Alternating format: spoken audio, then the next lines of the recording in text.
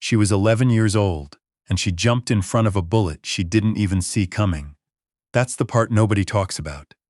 Not the newspapers, not the whispers in the back corridors of St. Laurent General, not even the men in expensive suits who stood outside her hospital room for 6 days straight.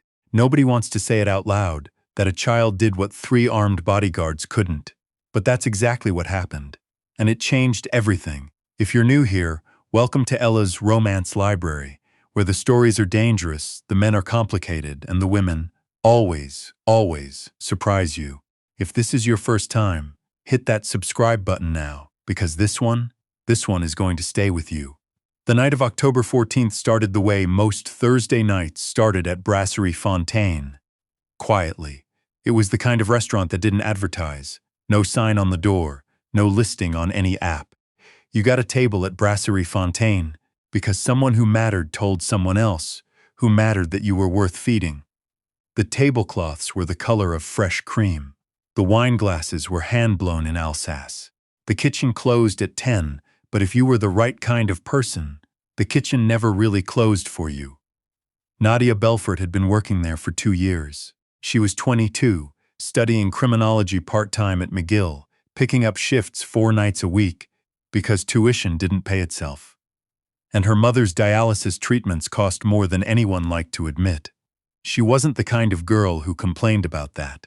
She was the kind of girl who packed 2 sandwiches for her shift and ate one at 9 in the morning and saved the other for midnight because the restaurant didn't feed its staff and she'd learned not to expect it to.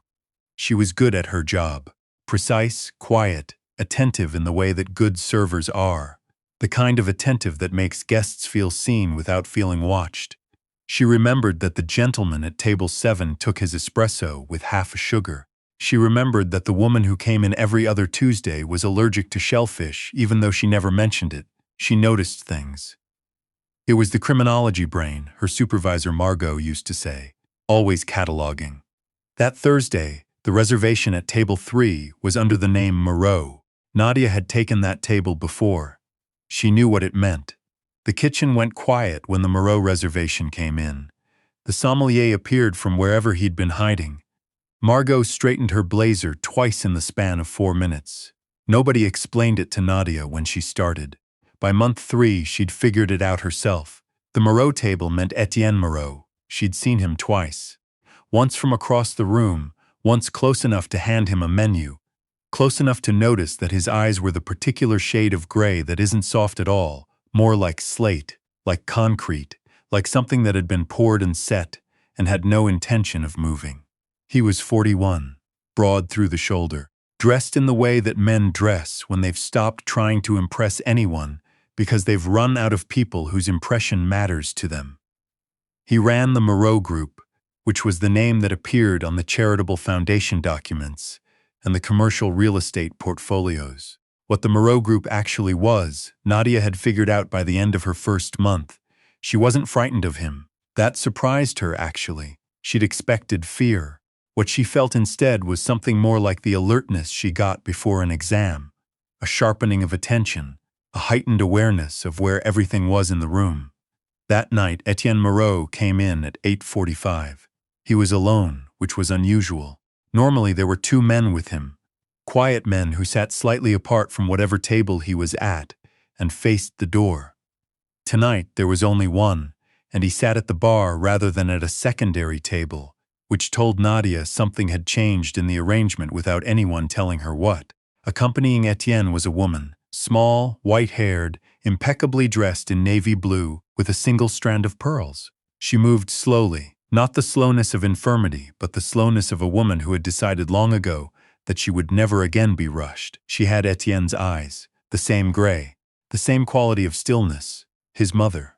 Nadia had never seen her before. She seated them herself. The older woman, Etienne called her Maman, just that once, quietly, as he pulled out her chair, looked up at Nadia when Nadia set down the water glasses, and she smiled. It was a real smile, not the kind guests used to signal status. It reached all the way up. "You have a lovely face," the woman said. "Do you know that?" Nadia blinked. In 2 years, no one at Brasserie Fontaine had said anything like that to her. "Thank you," she managed. "Can I tell you about our specials this evening?" The woman's name, Nadia would learn later, was Genevieve Moreau. She was 74 years old. She had raised 3 sons in a Rosemont walk-up with a radiator that didn't work and a husband who left before the youngest could walk. She had made Etienne what he was, not the empire, not the reputation, but the part underneath all of that, the part that still pulled out chairs for elderly women and said maman in a voice that was the only genuinely soft thing about him. Dinner proceeded quietly. Nadia brought the charcuterie. She brought the Dover sole that Genevieve ordered, and the steak that Etienne didn't need to order, because the kitchen already knew. She refilled the water. She kept her distance at the right intervals, and was present at the right intervals, which was the whole art of the thing. It was at 9:17. She would check her watch afterward and remember it precisely, that the front door opened. She was moving toward the service station when she heard it. Not the door itself, the sound that came with it. A kind of compressed wrongness, like the air pressure in the room had shifted. She turned without knowing why. 2 men, dark jackets. Wrong shoes for this restaurant, rubber-soled, the kind you wear when you need to move fast and quietly. One of them was already past the maitre d' stand, past the coat check, past the point where anyone was going to stop him. The bodyguard at the bar was still facing the wrong direction. The 2 men were not looking at Etienne. They were looking at Genevieve. Nadia understood it in pieces, the way you understand things when your brain is moving faster than your comprehension can keep up with. The angle of their approach, the way the nearest one's right hand was moving toward his jacket.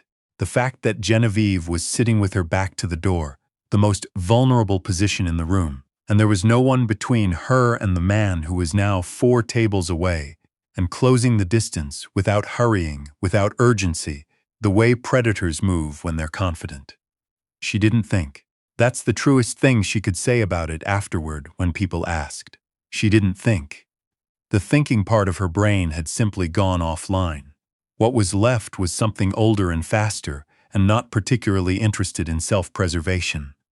She stepped in front of Genevieve Moreau. The first shot went through the upper left side of her chest. The second caught her in the side, below the ribs on the right. She registered both as impacts rather than pain, a stunning, violent physicality, the sensation of being hit by something she couldn't see fast enough to brace for. The third grazed her left arm. The fourth, she didn't feel the fourth. She was already falling. She heard Genevieve's voice. She heard something break, a glass or a plate. She heard shouting that sounded very far away, and then a single shot from a different direction, closer, and then nothing for a long time. If you're watching this and you want to know what happens next, and I promise you, you do, make sure you've liked this video. It genuinely helps this channel reach more people who love these stories. Now let's get back to Nadia. She woke up in a room that was not a hospital room, and was also very obviously a hospital room. The equipment was right, the monitors, the IV lines, the particular quality of artificial light. But the room itself was large in a way hospital rooms weren't, and carpeted, and the chair beside her bed was upholstered in dark green leather. There was a window with heavy curtains pulled 3/4 shut. Through the gap, she could see that it was daytime. There was a woman sitting in the green chair, not Genevieve. Younger, late 40s, dark hair pulled back, the kind of face that had decided somewhere around age 35 to stop performing pleasantness and just be exactly what it was. She was reading something on a tablet and didn't look up immediately. "You're awake," the woman said without looking up. Nadia tried to speak. What came out was not a word. "Don't."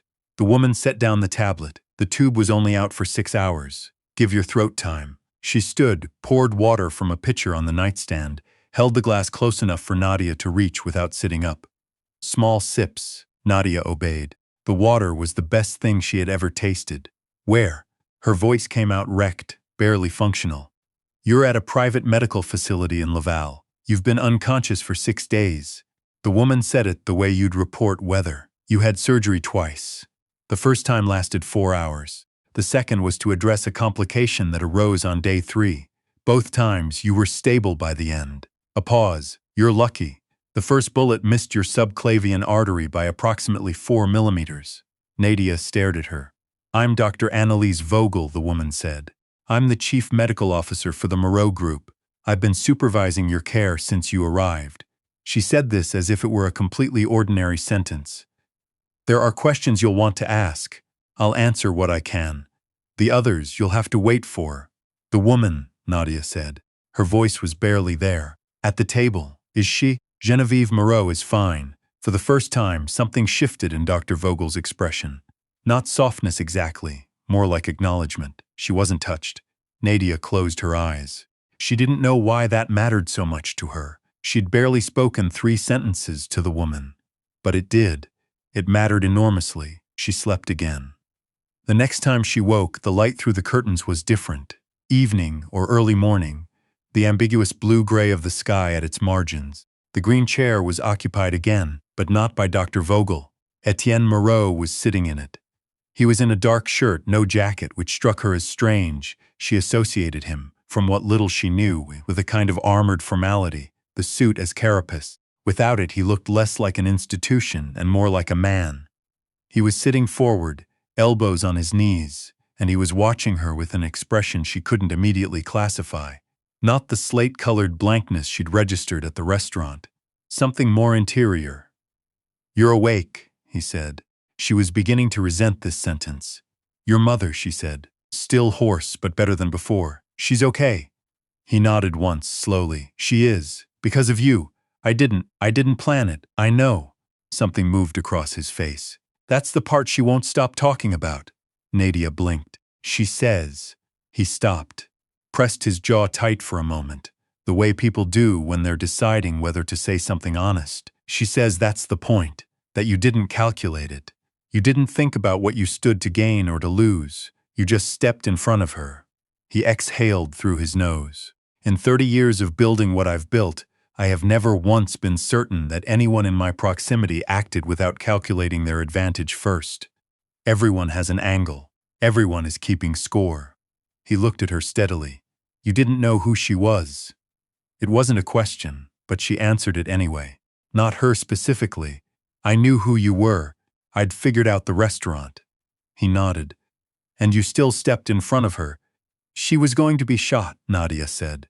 It sounded more obvious said aloud than it had felt in the moment, like explaining why you'd caught a glass that was falling off a table. Etienne Moreau looked at her for a long moment. Then he stood. He was taller standing than she'd remembered, which was strange because she'd served him twice, and presumably her memory had taken accurate measurements. He walked to the window and stood with his back to her, pulling back the curtain slightly to look out at whatever was there. "My mother wants to see you," he said to the window. "When you're strong enough. She's been asking since the 2nd day." A pause. "I've been telling her you need to rest. You've been here since the 2nd day?" He didn't answer that directly. "The men who came into the restaurant have been dealt with. Their employer is being addressed." "It won't happen again." "Being addressed," she repeated. "Yes." She didn't ask what that meant. The criminology brain supplied several possible definitions. She chose not to examine them. "I want to go home," she said. "When can I go home?" He turned from the window then. Not quickly. The motion had the same quality as everything else about him. Deliberate, unhurried. The movement of someone who had stopped being surprised by the world a long time ago. "That's what I need to talk to you about." He talked. She listened. The men who had entered Brasserie Fontaine on October 14th had been sent by a faction within a rival organization. People who had decided that the most effective way to destabilize the Moreau group was not to come at Etienne directly, but to take from him what couldn't be replaced. His mother, the woman who had raised him, the person in his life for whom no retaliatory calculation would be sufficient, because no retaliation could undo the loss. The attack had been partially successful in one sense. It had revealed a leak, someone with access to Etienne's private schedule, his mother's movements, his security arrangements. Someone inside. That investigation was ongoing. Until it was resolved, he could not guarantee the safety of anyone in his immediate vicinity, including Nadia. She had been seen on footage from 3 different cameras. Her name was in the first responder reports before his people had been able to scrub them. The rival faction knew her face. "They'll want to find out what you know," Etienne said. "They'll assume I've been debriefing you. They'll assume you're a resource." He said this without particular inflection, which was somehow worse than if he'd said it urgently. Matter of fact, this is how it works. Going back to your apartment is not safe. Going back to your job is not safe. Your mother is at the dialysis center on Sherbrooke 3 times a week. That's a known pattern. Nadia felt the cold arrive in her chest at that last part. Don't. I'm not threatening her. I'm telling you what they know. There's a difference. He held her gaze. I can protect her. I can protect you. But not if you walk out of here and back into your ordinary life as if none of this happened, because it did happen, and they know your face. The silence in the room was very complete. What are you proposing? She asked finally. He was quiet for a moment. Then, that you stay, under my protection, for as long as it takes to dismantle the threat and identify the source of the leak. You'll have everything you need. Your mother's medical care will be covered, fully, without conditions. You'll have your own space. You won't be a prisoner. Something in his expression shifted, became more careful. And when it's over, if you want to go back to your life, to your studies, to everything you were doing before October 14th, you go.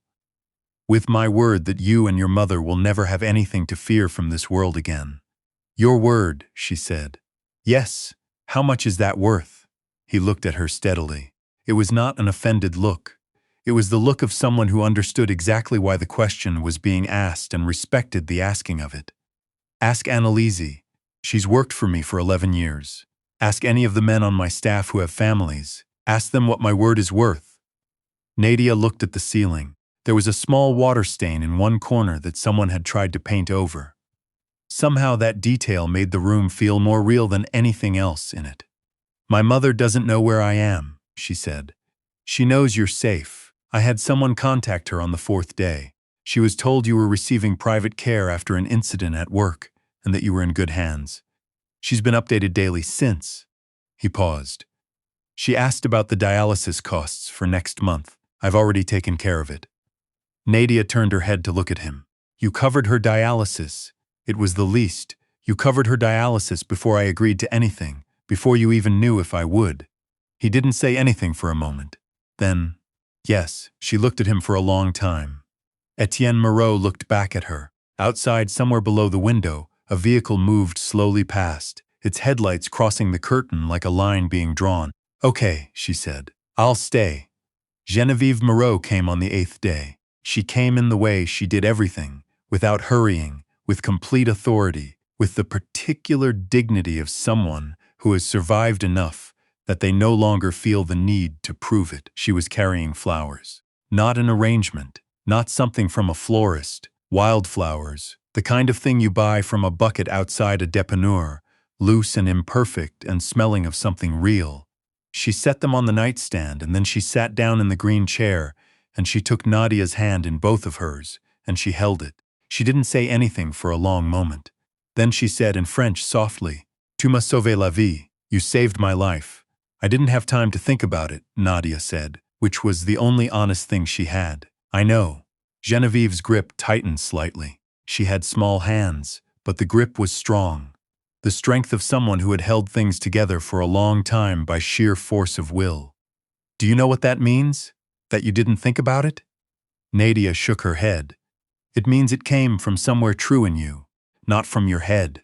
Genevieve placed one hand briefly over her own sternum. From here, that kind of thing doesn't happen often. In the world my son lives in, it almost never happens. Her eyes, which were the same complicated gray as Etienne's but warmer, searched Nadia's face. I have met a great many people who claim to be loyal to my son, to our family. People who made promises and gave their word and signed whatever documents were put in front of them. She paused. Not one of them threw themselves in front of a bullet for me. They were paid to protect you, Nadia said. I wasn't, exactly. The word landed quietly, but it landed like something heavy, exactly that.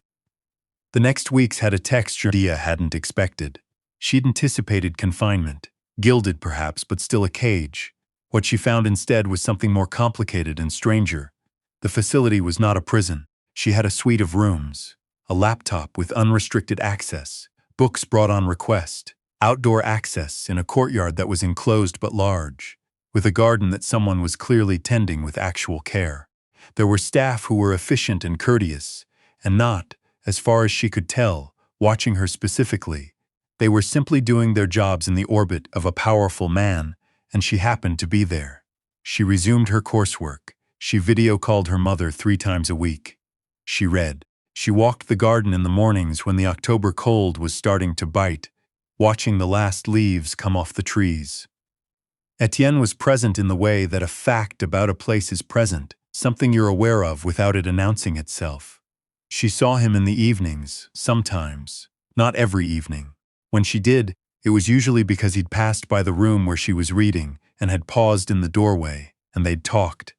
That was how it started. Doorway conversations, brief, practical, about her comfort, her needs, whether there was anything she required. Then one evening, without either of them deciding it, he came in and sat down and they talked for 2 hours. She didn't remember afterward which of them had shifted it, had stopped talking about logistics and started talking about other things, about her criminology program and why she'd chosen it.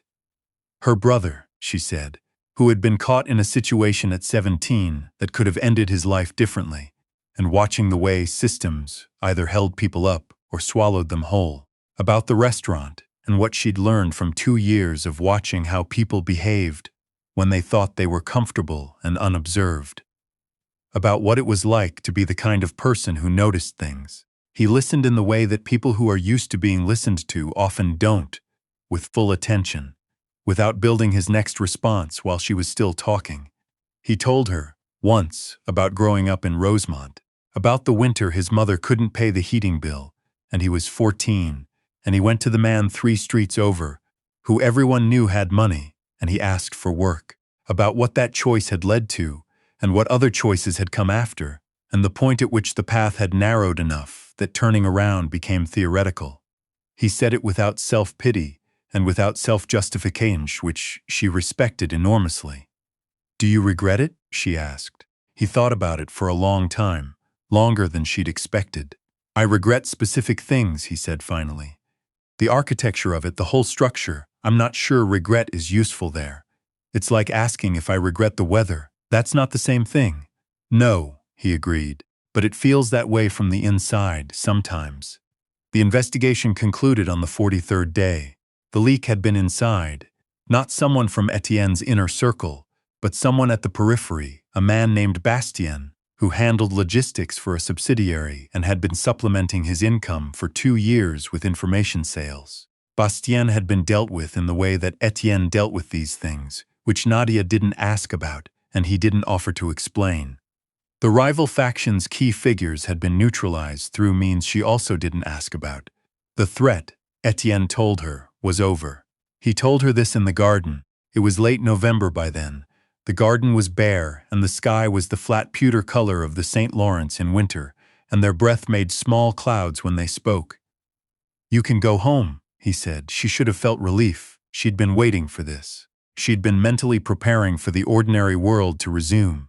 The apartment on Fairmount, the criminology readings, the restaurant shift she'd presumably lost, but would find another like it. All of it waiting exactly where she'd left it. What she felt instead was a complicated stillness.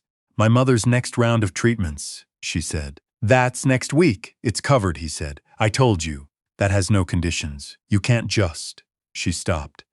Looked at the bare trees. "That's a very expensive thing to do for someone you barely know." He was quiet for a moment. Then, carefully, "I know you better than I've known most people." She looked at him. He'd done. He was looking at the garden with the same quality of attention he brought to everything, as if the bare November garden deserved to be seen properly. There was a muscle working slightly in his jaw, the small visible evidence of something being held very carefully. "Nadia," he said. She waited. "I would like." He stopped, the muscle in his jaw again. "I am not a man who asks for things easily. I'm more accustomed to decisions, to determining what needs to happen and making it happen." He turned to look at her then, full attention. "All that gray. But this isn't something I can decide. It only works if it's your choice." "What is?" she said, even though she thought she knew. "Stay." He said it simply. No performance, no grand gesture. Just the word and the weight of it. "Not because it's safer, not because of your mother's care. Stay because I would like you to stay. Because these 43 days," he paused, I haven't had 43 days like them since before I became what I became, and I don't know how to go back to the way it was before, knowing what it could be." The garden was very quiet. Somewhere above them, a crow crossed the white sky. "That's a very significant thing to say," Nadia said, "for a man who doesn't ask for things easily." "I'm aware. It's also terrifying." She looked at him steadily. "The world you live in, yes, I'd be in it, yes, I'd need." She thought of her mother, her studies, the person she'd been building carefully, course by course, shift by shift, sandwich by sandwich. "I'd need it not to swallow me." "I know what I can and can't promise," Etienne said. "I can promise that I would spend whatever I have keeping you whole. I can't promise that the world will cooperate." He paused. "But I will tell you that the world has never had as strong an argument before." Nadia looked at him. She thought about a woman with white hair and a real smile who had looked at her and said, "You have a lovely face, do you know that?" She thought about 43 days of doorway conversations becoming something else. She thought about the moment in the restaurant, that 9:17 moment, and how the truest things she'd ever done had come from exactly this place in her, the place underneath the thinking. She thought, what if the thinking isn't the most reliable part? "Okay," she said. The same word she'd used 43 days ago, but it felt entirely different this time. Less like a surrender to circumstances and more like a door she was choosing to walk through. He exhaled. Just that, a small exhale, barely audible. But she'd learned over 43 days to read the small things. He reached out and took her hand, not the way his mother had taken it in both of hers, but carefully, as if understanding that the thing he was holding was fragile in a way that had nothing to do with the bullets and everything to do with the fact that trust, once given, is not replaceable. 3 months later, Geneviève Moreau threw a dinner. Not at Brasserie Fontaine, somewhere smaller, a house in Outremont with warm light in every window, a table that could seat 20 but was set for 8. The wildflowers on the table were from the same kind of dépanneur bucket. Geneviève was wearing the pearls. She seated Nadia next to her. At one point during the evening, while Etienne was at the other end of the table listening to something one of his brothers was saying, Geneviève leaned close to Nadia and said, quietly, "You know what I noticed about you that first night at the restaurant?" Nadia shook her head. "You memorized my shellfish allergy," Geneviève said. "I saw you write something in your little notebook when I was looking at the menu. I knew what it was." She smiled, the real smile, the one that reached all the way up. Anyone can be brave in an emergency. Not everyone pays that kind of attention. Nadia looked down the table at Etienne, who had looked up as if sensing it, and was watching her with that expression she could now read, the one that wasn't slate, wasn't concrete, wasn't any of the things he'd been described as in the world that talked about him. It was something considerably warmer and considerably more frightened than any of that. The expression of a man who had decided to stop treating the most important things in his life as decisions to be managed and had started cautiously to let them simply be. She raised her wine glass slightly. He raised his. "I want to ask you something before you go. If you had been in that restaurant on October 14th, if you'd been the one standing between a woman who smiled at you once and the thing that was coming for her, what would you have done? Would you have calculated, or would you have stepped in front of it? Leave your answer in the comments below. I read every single one, and if this story moved you at all, if Nadia's choice, or Genevieve's grace, or even Etienne's very careful, very honest ask in a November garden meant something to you, please give this video a like and subscribe to Ella's Romance Library. There are so many more stories where this one came from. I'll see you in the next one.